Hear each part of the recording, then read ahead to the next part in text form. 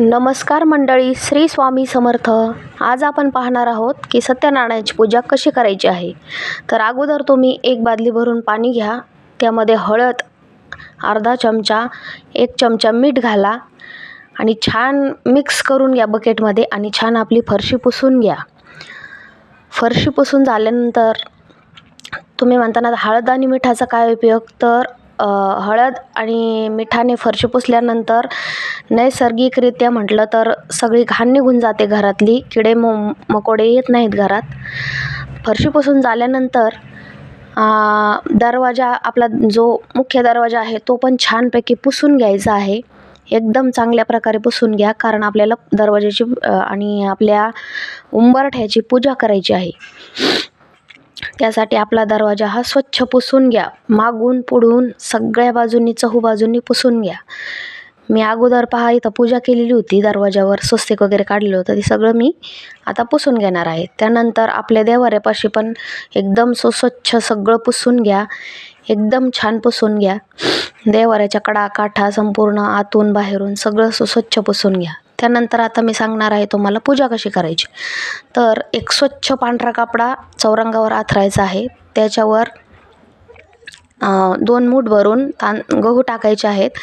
गव्हावर कलश ठेवायचा आहे. कलश भरून घ्यायचा, त्यात हळदी कुंकू टाकायचं आहे. 1 रुपयाचं नाणं टाकायचं आहे. त्यानंतर नागिनीचे पानं 5 पानं त्या कलशावर ठेवायचे आहेत.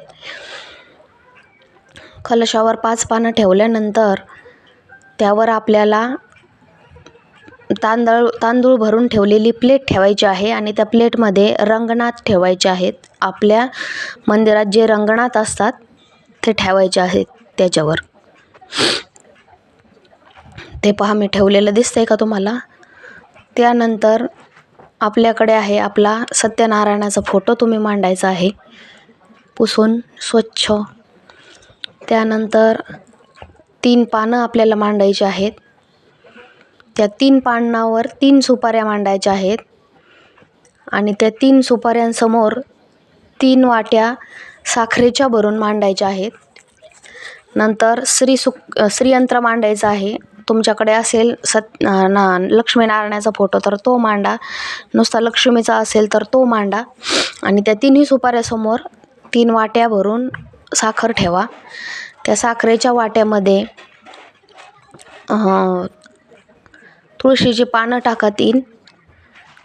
पूजेमध्ये नंतर आपल्याला पुस्तकामध्ये सांगितलेलंच आहे कशा पद्धतीने ते मंत्र म्हणायचे आणि नैवेद्य दाखवायचा आहे, तर मी ते नंतर तुम्हाला सांगणारच आहे.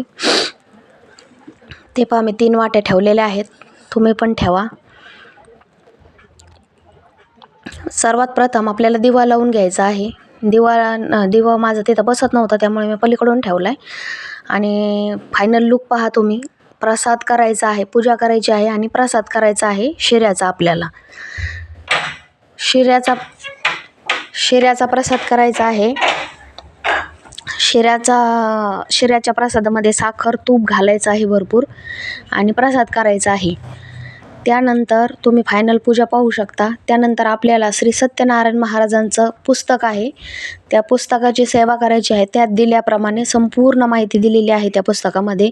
त्या पुस्तकानुसार संपूर्ण माहिती वाचून तुम्ही तसं करत जायचं आहे. हे पहा, हे सत्यनारायण पूजा विधीचं पुस्तक आहे. ते केंद्रामध्ये स्टॉल असतं पहा, त्या स्टॉलवर तुम्हाला ते मिळून जाईल. तर तिथून ते तुम्ही घेऊन या. तर तुम्ही पहा किती सुंदर अशी पूजा झालेली आहे आपली. खूप सुंदर पूजा झालेली आहे. तुम्ही नक्की करून पहा. तुमचा कर्जाचा